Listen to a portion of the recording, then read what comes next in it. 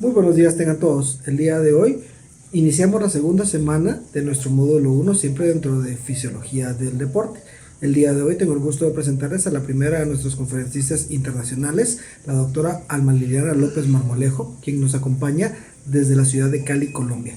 La doctora Marmolejo es médico y cirujana egresada de la Universidad Libre de Colombia con una especialidad en medicina del deporte en el Instituto Superior de Ciencias Médicas de La Habana, Cuba. La doctora López Marmolejo ha sido autora y coautora de múltiples libros de medicina del deporte, además de contar con varias maestrías en el ramo docente y dedicarse a ambas ramas, a la docencia y a la medicina del deporte. Toda esta trayectoria le ha valido una serie de reconocimientos que solo le han dado más realce a su práctica profesional. Muchísimas gracias, doctora López, por acompañarnos el día de hoy y vamos a platicar el día de hoy de fisiología cardiovascular en el ejercicio. Disfruten. Buenas tardes. Dentro del segundo curso de Ciencia y Deporte ADESI, yo les voy a dar el tema de Fisiología Cardiovascular y Deporte. Mi nombre es Alma Liliana López Marmolejo, soy médica y cirujana de la Universidad Libre de Cali, Colombia, con especialidad médica en Medicina del Deporte del Instituto Superior de Ciencias Médicas de La Habana, Cuba. Para ver eso, vamos a repasar primero algunos temas como son el corazón, que es un músculo cardíaco llamado miocardio, y la idea o lo principal que realiza el músculo cardíaco es la contracción, ¿ya? La contracción para poder expulsar la sangre hacia los sitios donde requiere que esa sangre llegue. Vamos a verlo más adelante. Están irrigados por dos arterias llamadas coronarias porque forman como una corona alrededor del corazón, por eso se llaman arterias coronarias. Las dos principales son la arteria coronaria derecha y la arteria coronaria izquierda. La arteria coronaria derecha, que la vemos saliendo de la base del callado de la aorta, y la coronaria izquierda no la alcanzamos a ver desde su inicio porque aquí está el tronco de la pulmonar tapando esa visión, pero si nos imaginamos que aquí va, y miren aquí saliendo ya por detrás. Esta es la izquierda, entonces coronaria derecha y coronaria izquierda. Ok, la idea de estas arterias coronarias es oxigenar el miocardio. Dentro de la parte interna del corazón tiene cuatro cámaras o cavidades. Esas cámaras son dos aurículas y dos ventrículos. La aurícula derecha, que recibe la sangre sin oxigenar de la vena cava superior y de la vena cava inferior, y la aurícula izquierda, que recibe la sangre ya oxigenada de las cuatro venas pulmonares, dos derechas y dos izquierdas. El ventrículo derecho recibe la sangre de la aurícula derecha para expulsarlo hacia el tronco de la arteria pulmonar para que sea oxigenada a nivel de los pulmones, y el ventrículo izquierdo expulsa la sangre hacia la arteria aorta para que esa se encargue de su distribución sistémica, o sea, todos los órganos y sistemas. Esas cavidades también se conocen como cámaras, entonces las conocemos como cámara derecha, cámara izquierda, aurícula izquierda, y cámara ventricular derecha o ventrículo derecho, y cámara ventricular izquierda o ventrículo izquierdo. Poseen cuatro válvulas cardíacas que precisamente son las que tienen que atravesar para poder mandar la sangre hacia su punto objetivo, digámosle así. Entonces la aurícula derecha, para mandar la sangre hacia el ventrículo derecho, tiene que atravesar esta válvula auriculoventricular llamada válvula tricúspide. Ella se abre y permite el paso de la sangre y se cierra para que no se devuelva. O sea, las válvulas se encargan de mantener el flujo unidireccional de la sangre. Aquí, en la parte izquierda de la aurícula izquierda, el ventrículo izquierdo, tiene que atravesar la válvula bicúspide o mitral. Igual para lo mismo, la sangre entra oxigenada y no se puede devolver porque la válvula se cierra. Ya cuando los ventrículos se contraen, el ventrículo derecho expulsa la sangre hacia la arteria pulmonar o tronco de la arteria pulmonar y tiene que atravesar esta válvula, esta válvula sigmoidea o semilunar llamada válvula pulmonar. Igual aquí, cuando el ventrículo izquierdo se contrae para expulsar la sangre oxigenada hacia la aorta, tiene que vencer esta válvula, que es la válvula semilunar o sigmoidea aórtica, para enviarla a la aorta y que se encargue de la distribución a todos los órganos y sistemas.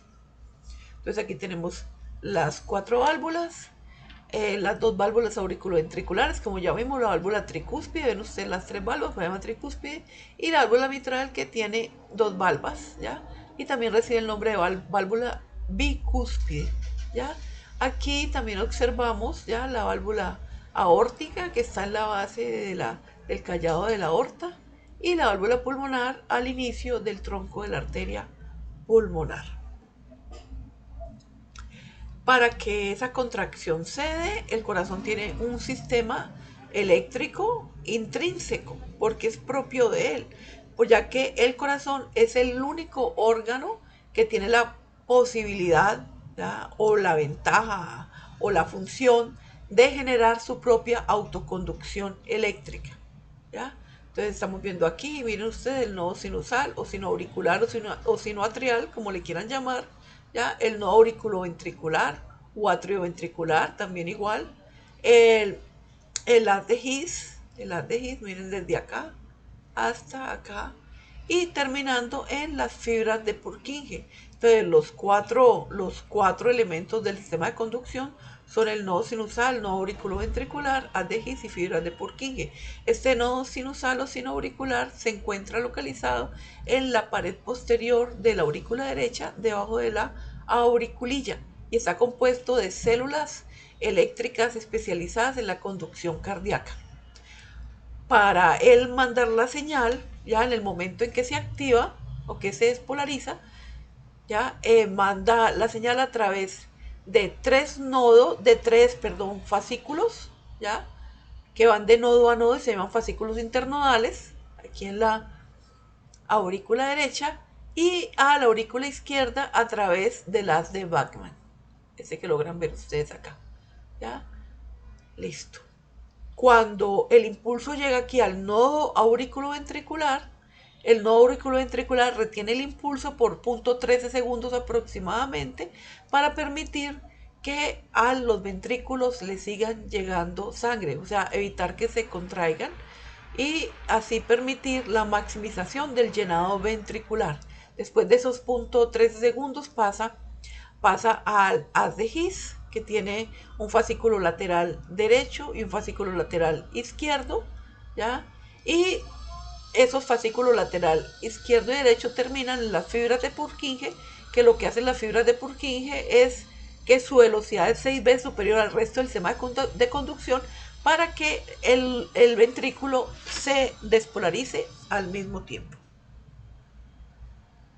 También el corazón en algunos momentos es comandado por el sistema extrínseco. También, no digámosle comandado, sino también interviene el sistema extrínseco. Está compuesto el sistema extrínseco por un sistema hormonal y un sistema nervioso autónomo. El sistema hormonal está compuesto por las hormonas catecalominérgicas o catecolaminas, como son la adrenalina y la noradrenalina. Y el sistema nervioso autónomo, como ya sabemos todos, se divide en sistema nervioso simpático y sistema nervioso parasimpático. A nivel cardíaco, el sistema nervioso simpático es activador y el sistema nervioso parasimpático es depresor. Por lo tanto, a nivel cardíaco, el sistema nervioso simpático aumenta la frecuencia cardíaca y aumenta la fuerza de contracción, y el sistema nervioso parasimpático disminuye la frecuencia cardíaca y disminuye la fuerza de contracción. El sistema circulatorio tiene una serie de respuestas cardiovasculares al ejercicio, ¿ya? Cambios que se generan, que vamos a ver ahora, una serie de cambios, una serie de respuesta a mayores demandas, frecuencia cardíaca en reposo y respuesta anticipatoria. Entonces, como respuesta cardiovascular al ejercicio, renta camionil de la frecuencia cardíaca, volumen sistólico, gasto cardíaco, presión arterial, sangre y flujo de sangre. A nivel de mayores demandas, como respuesta a mayores demandas, aumenta la demanda de oxígeno por los músculos activos, se utilizan más nutrientes, se aceleran los procesos metabólicos y se crean más productos de desecho. En cuanto a la frecuencia cardíaca de reposo, en una persona normal, incluso sedentaria, va de 60 a 100 latidos por minuto sin problemas, este es el rango usado, pero una persona que pertenece a la élite, digámoslo así, un deportista de rendimiento, de resistencia, puede tener el reposo de 28 a 40 latidos por minuto, que es lo que nosotros llamamos bradicardia fisiológica o bradiarritmia fisiológica. La frecuencia cardíaca tiende a disminuir con la edad y también aumenta con cambios climáticos y cambios ambientales como son la temperatura y la altitud. La respuesta anticipatoria se refiere al aumento de la frecuencia cardíaca por encima de los valores normales antes del ejercicio, y esto está producido por las hormonas noradrenalina y adrenalina que le dicen al cuerpo: listo, ya vas a competir, o ya vas a empezar el programa de actividad física, ya el momento en que va a empezar, y esos valores entonces se aumentan. El incremento de la frecuencia cardíaca se incrementa rápida y proporcionalmente a la intensidad del ejercicio, ¿ya? Esto es cierto en algunos casos, no en todos, porque cuando la persona es sedentaria, el aumento de la frecuencia cardíaca es rápido, pero no es proporcional a la intensidad del ejercicio, ya que con baja carga la frecuencia cardíaca tiende a aumentarse de una manera muy rápida. Y es por eso que se debe generar el programa de acondicionamiento cardiovascular, precisamente el programa de entrenamiento, para que la respuesta sea proporcional a la intensidad del ejercicio.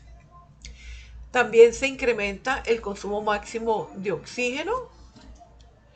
La frecuencia cardíaca máxima es cuando alcanza el valor más alto en un esfuerzo total hasta el punto de agotamiento, y cuando la persona está bien entrenada, el estado estable de la frecuencia cardíaca, o sea, el rango en el que se mantiene después de cierta carga de ejercicio, lo adquiere al minuto, 2, incluso 3 minutos de estar realizando la actividad. Por lo tanto, ese estado estable es base del test para estimar niveles de fitness y también es pronosticador de la eficacia cardíaca, ¿ya? Porque a un estado estable adquirido de una manera adecuada en el periodo adecuado, pues es una persona que tiene una mejor o mayor eficacia cardíaca. Entonces, hablando ya de cada una de las variables que acabamos de nombrar, vamos a hablar del flujo de sangre, de la presión arterial, del gasto cardíaco y del volumen sistólico. El flujo de sangre se redirige por acción del sistema nervioso simpático hacia las áreas que están activas durante el ejercicio. Y miren esto, pasa de un reposo de 15 a 20% ya de sangre en los músculos a los ejercicios extenuantes de un 80-85%. ¿Ya? La presión arterial sistólica y diastólica aumenta con el ejercicio y lo veremos más adelante también. El gasto cardíaco aumenta en proporción a la intensidad del ejercicio hasta valores de 20 a 40 litros por minuto, estando en el reposo en un valor promedio de 5 litros por minuto. Y el volumen sistólico aumenta por encima de los valores de reposo. Entonces, la presión arterial. La presión arterial sistólica es lo mismo que decir tensión arterial sistólica, y es la que nosotros vemos en la tabla como la, digamos, más alta.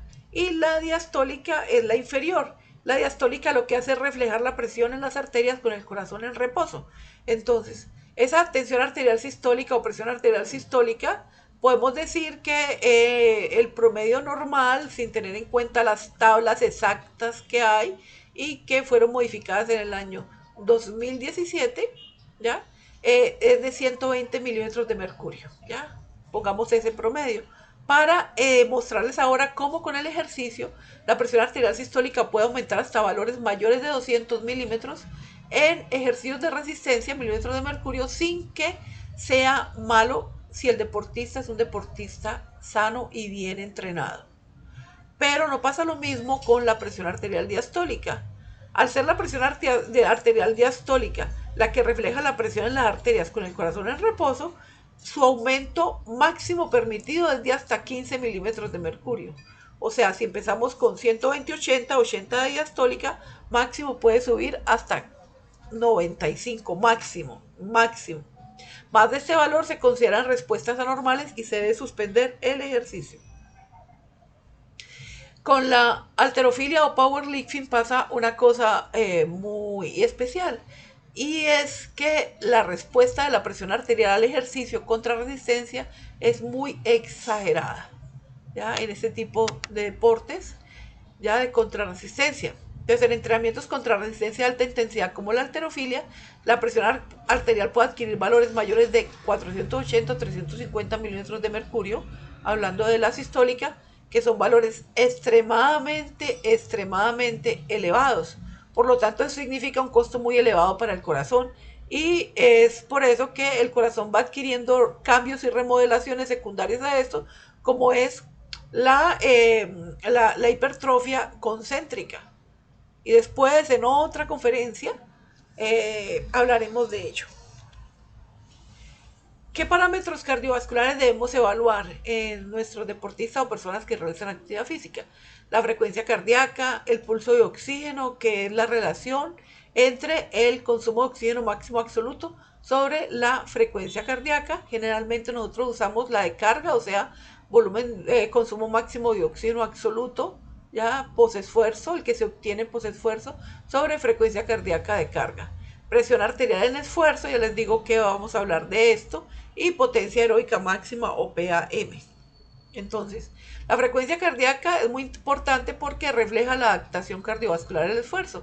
Es lo más fácil de ver, de determinar cuando nosotros estamos entrenando un grupo de personas y estas están iniciando una carga de ejercicio, les dispara la frecuencia cardíaca inicial e incluso empiezan con una frecuencia cardíaca de reposo alta, ¿ya? Y ustedes ven que a medida que se va adaptando cardiovascularmente a las cargas de entrenamiento, la frecuencia cardíaca va a ser cada vez menor ante la misma respuesta de ejercicio. Eso se llama adaptación.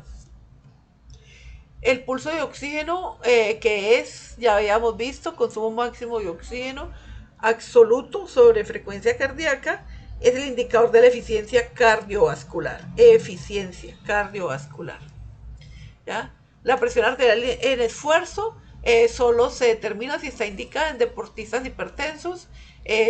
Yo nunca tuve ni he tenido un deportista hipertenso de alto rendimiento. En Cuba pues manejé deportistas del CEAR, que es Centro Especializado en Alto Rendimiento, aquí en Cali de Indervalle, también deportistas de alto rendimiento, y no tuve deportistas hipertensos porque ya vimos lo que pasa con la presión arterial, o sea que es mejor no tener hipertensos dentro del grupo aunque estén controlados con medicamentos. Y lo otro es que se determine solo para investigación científica. Y la potencia aeróbica máxima o PAM es un indicador, su indicador es el consumo de oxígeno máximo y es la cantidad de oxígeno que el organismo puede extraer de la atmósfera, o sea que puede inspirar a través de la fracción inspirada de oxígeno y utilizar en los tejidos en un esfuerzo máximo. ¿Cuál será el mejor indicador para valorar la resistencia aeróbica? ¿Ya? Entonces, el mejor indicador es o puede llegar a ser el consumo máximo de oxígeno. Y lo podemos determinar a través, por ejemplo, de la determinación del lactato. Entonces, el umbral anaeróbico o UMAN es la zona de transición aeróbico-anaeróbico. Es como la zona clave en la cual esto se rompe y empieza el lactato se empieza a acumular más rápido de lo que se elimina, ¿ya? Valor de lactato a nivel umbral antes de romperse, o sea que ahí en el límite es de 4 milimoles por litro. La resistencia aeróbica es la capacidad de mantener el esfuerzo durante un tiempo prolongado mayor de 10 minutos con la disponibilidad de sustratos, o sea, con el oxígeno y con todos los sustratos que necesite. El consumo máximo de oxígeno, O2 máximo, es la capacidad máxima para el consumo de oxígeno por parte del cuerpo durante la realización de esfuerzos máximos. Se conoce también como potencia aeróbica, como absorción máxima de oxígeno y como resistencia cardiorrespiratoria.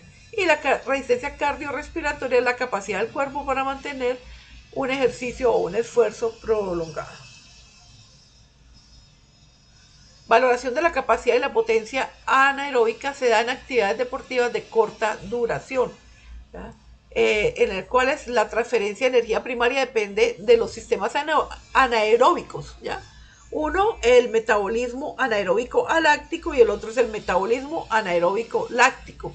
Al hablar aquí de láctico ya estamos hablando de muy corta duración, por lo tanto tiene que ser sacado de una forma rápida, o sea que solamente utiliza el sistema ATP creatinfosfato utilizando solamente 2 vías metabólicas sin dar lugar a la producción de lactato, y el metabolismo anaeróbico láctico por medio de la glucólisis anaeróbica.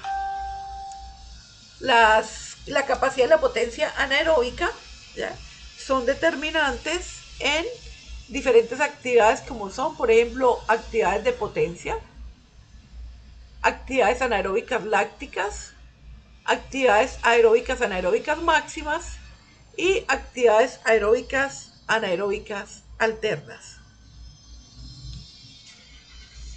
Entonces, las actividades anaeróbicas lácticas tienen una duración de 20 a 60 segundos y digamos que quienes lo representan son la... Entonces, ¿qué pasa aquí?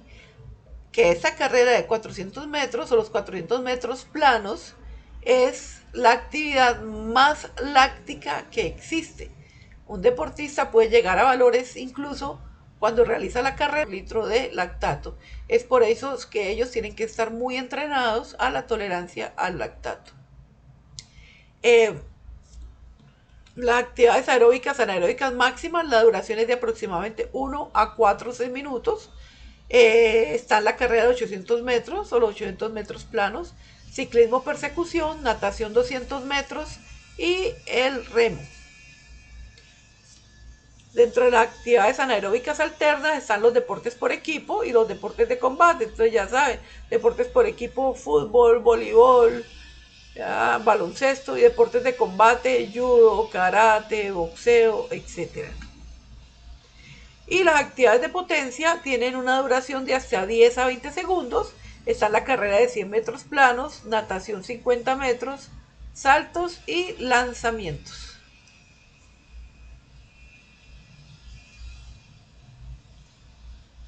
Aquí están ya todas.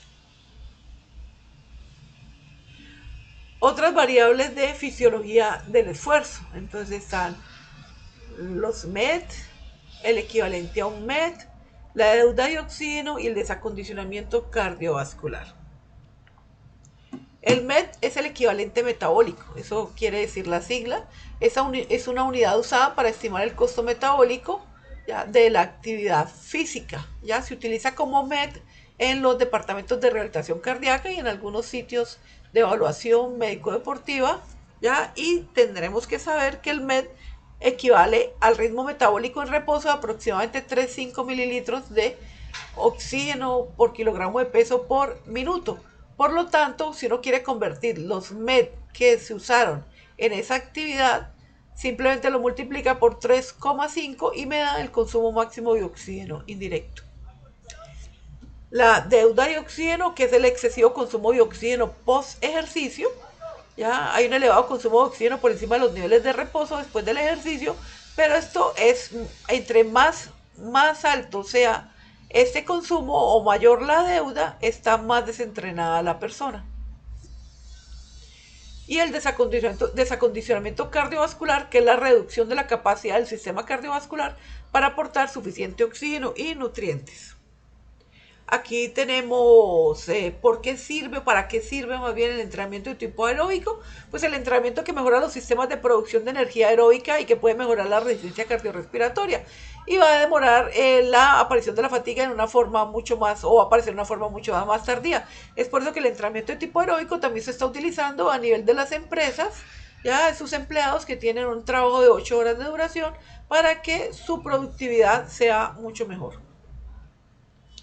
La frecuencia cardíaca, tenemos frecuencia cardíaca basal o de reposo absoluto, que se diferencia de la frecuencia cardíaca de reposo, en que la frecuencia cardíaca basal o de reposo absoluto es la que se determina al despertarse antes de levantarse de la cama, mientras que la frecuencia cardíaca de reposo se determina después de tener a la persona en reposo de 10 a 15 minutos. O sea, ya se ha levantado, ha realizado algunas actividades, llega al sitio de entrenamiento y el entrenador le dice: se sienta por favor durante 10 a 15 minutos, y después le toma la frecuencia cardíaca de reposo. La frecuencia cardíaca en reposo, como habíamos visto al inicio, es de aproximadamente 60 a 80 latidos por minuto, incluso hasta 100, ya porque nos hemos sedentarizado mucho. Hace más o menos 20 años, en la campana de Gauss se hablaba de esta frecuencia de 60 a 80, pero al sedentarizarnos el corazón se volvió menos eficiente, y al hacer nuevamente la campana de Gauss desde hace unos 15 años o 20 años, después de eso ya está en 60 a 100 latidos por minuto. Los deportistas de resistencia, como ya habíamos visto, élite, pueden tener frecuencias cardíacas bradicardia fisiológicas. Ya habíamos visto también, disminuye con la edad y aumenta con la temperatura y la altitud. ¿Qué pasa durante el ejercicio? Se incrementa rápida y proporcionalmente a la intensidad del ejercicio. También se incrementa el consumo de oxígeno y la frecuencia cardíaca máxima nos sirve para saber el valor más alto de frecuencia que alcanzamos durante el esfuerzo hasta el punto de agotamiento. Existen muchas formas teóricas para determinar la frecuencia cardíaca. ¿Ya? Está esta fórmula que es la que más conoce todo el mundo, frecuencia cardíaca máxima teórica igual a 220 menos la edad. Está la frecuencia cardíaca máxima teórica por género, que es igual en hombres a esa, 220 menos la edad, y mujeres 226 menos la edad. Está la frecuencia cardíaca por fórmula de Tanaka, que es 208.75 menos, entre paréntesis, 0.73 por la edad de la persona. La fórmula de Carbonell o frecuencia cardíaca objetivo, o sea, depende del porcentaje de frecuencia cardíaca en el que yo quiera trabajarlo, si es el 70%, intensidad del 80%, intensidad del 90%, del 50%, del 40%. Entonces simplemente ustedes reemplazan aquí el porcentaje de identidad, ya teniendo determinados previamente la frecuencia cardíaca máxima y la frecuencia cardíaca de reposo. La frecuencia cardíaca teórica para entrenamiento aeróbico, que la estipulan entre 180 menos la edad, y para determinación directa de la frecuencia cardíaca, que sería lo ideal en deportistas, porque en personas sedentarias hacerle un test maximal a una persona que está iniciando puede ser muy riesgoso y podría generar un evento cardiovascular. Entonces el test para determinar de forma directa la frecuencia cardíaca, dentro de tantos están el test de Mader o test de doble intensidad, el test de frecuencia máxima de 400 metros, el test de Cooper, el test de lactacidemia progresiva, etcétera. Bueno, aquí vimos la clase y ahora vienen las preguntas. Les doy un minuto para que contesten. En la valoración funcional integral del deportista, ¿para qué nos sirven las pruebas médico-deportivas? Tienen un minuto para contestar.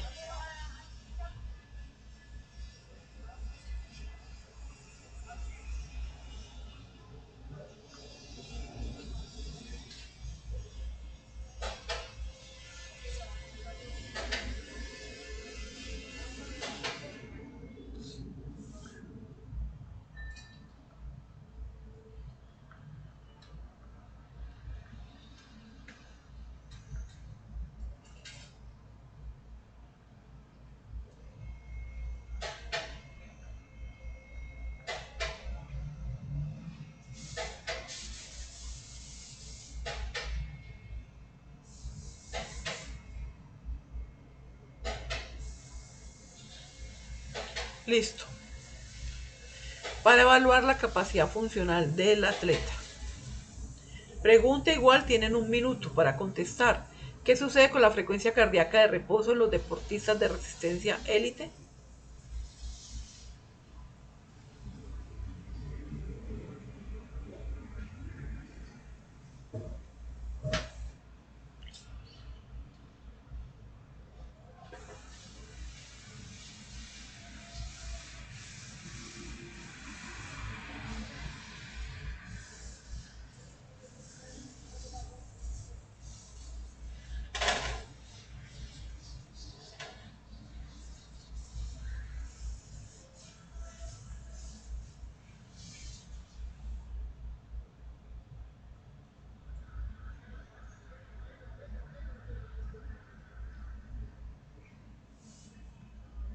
Los deportistas de resistencia élite presentan una disminución de sus valores llamada bradicardia fisiológica o bradiarritmia fisiológica como parte de la economía cardíaca. Los valores normales oscilan entre 60 a 100 latidos por minuto y los sometidos al entrenamiento de resistencia pueden tener valores en un rango de 28 a 40 latidos por minuto. Pregunta: ¿el volumen sistólico disminuye o aumenta con el ejercicio? Aquí tienen 30 segundos.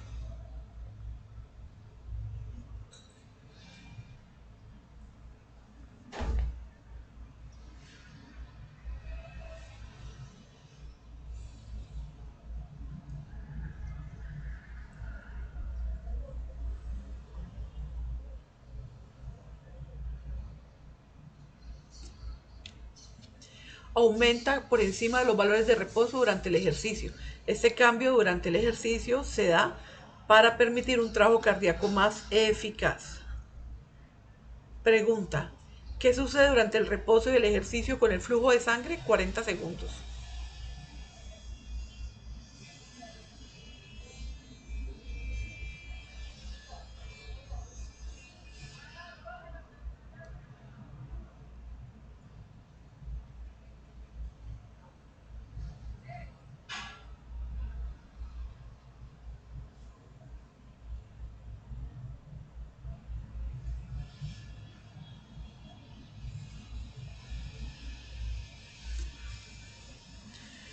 La sangre se redirige por acción del sistema simpático hacia áreas que están activas durante el ejercicio. En el reposo, entre un 15 a 20% va a los músculos. Durante la realización de ejercicios prolongados y extenuantes, entre un 80 a 85% va a los músculos. Pregunta: 30 segundos. ¿Qué es resistencia aeróbica? Defina.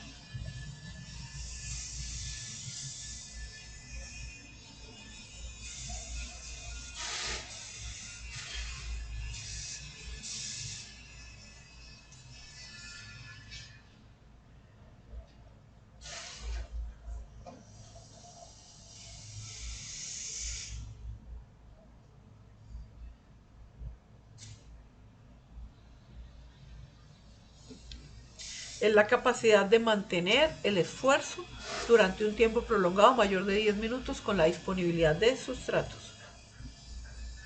Pregunta: respuesta cardiovascular al ejercicio. Número 2 cambios. Tienen 15 segundos.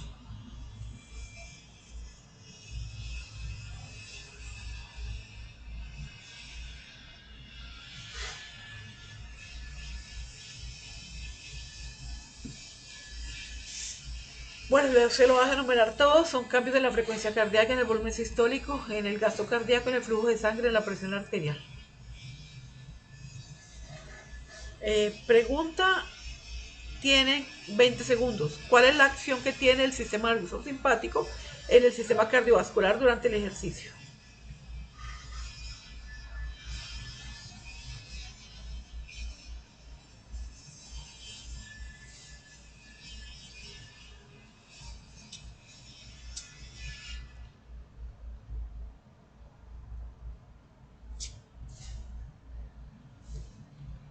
La acción del sistema nervioso simpático es redirigir la sangre hacia las áreas que están activas durante el ejercicio. Esta pregunta está en blanco. Era sobre la presión arterial sistólica, al parecer. En actividades de resistencia, la presión arterial sistólica aumenta en proporción directa con la intensidad del ejercicio. Puede pasar de 120 milímetros de mercurio en el reposo a más de 200 durante el ejercicio. La presión arterial sistólica normal en deportistas jóvenes y entrenados puede estar entre 240 y 250 milímetros de mercurio en niveles máximos de ejercicio.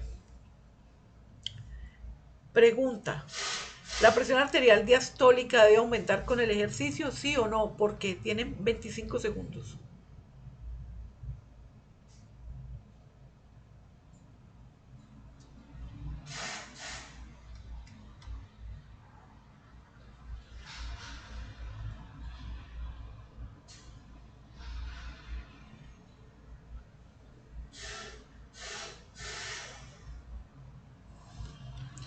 La presión arterial diastólica, como habíamos visto, refleja la presión en las arterias con el corazón en reposo. Con el ejercicio no debe aumentar significativamente. El máximo que puede aumentar es hasta 15 milímetros de mercurio, ¿ya? Porque valores mayores o iguales a 15 milímetros de mercurio se considera una respuesta anormal y se debe detener el ejercicio. Pregunta: defina frecuencia cardíaca máxima. Tienen 20 segundos.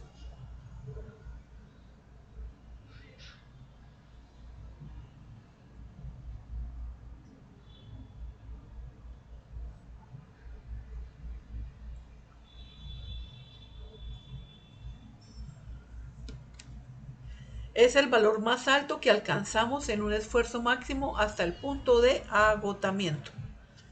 Pregunta: ¿cuál es la finalidad del incremento del gasto cardíaco durante el ejercicio? Tienen 30 segundos.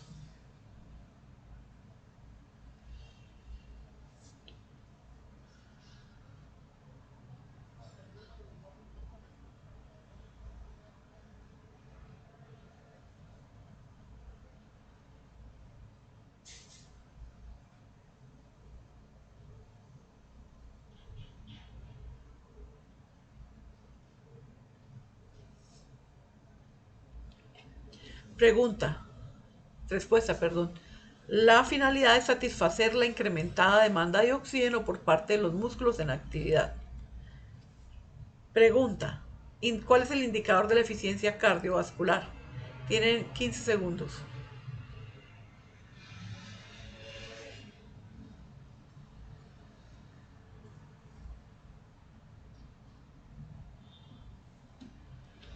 Es el pulso de oxígeno, que es consumo de oxígeno máximo absoluto sobre frecuencia cardíaca. Y es el indicador de la eficiencia cardiovascular, es la cantidad de oxígeno utilizado por el organismo en cada latido cardíaco. Pregunta, defina potencia aeróbica máxima y establezca cuál es su indicador. 30 segundos.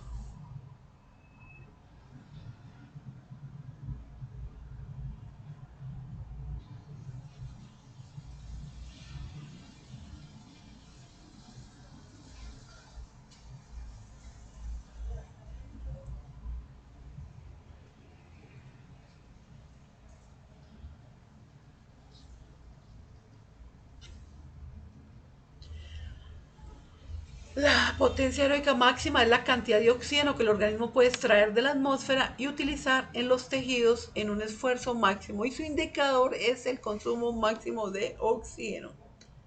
Pregunta, enumere uno de los objetivos fundamentales de la evaluación fisiológica. Tienen 15 segundos.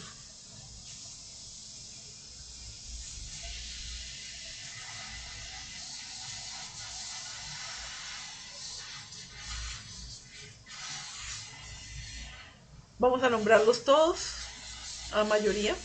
Evaluar y controlar el estado integral de la salud y la capacidad funcional del deportista. Valorar la actitud física. Detección de talentos. Diagnóstico funcional para la evaluación y control de las capacidades funcionales generales y específicas para cada deporte, y pronóstico de rendimiento.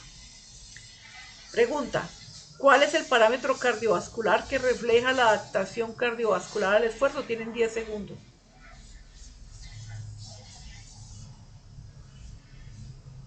La frecuencia cardíaca. Reverencia.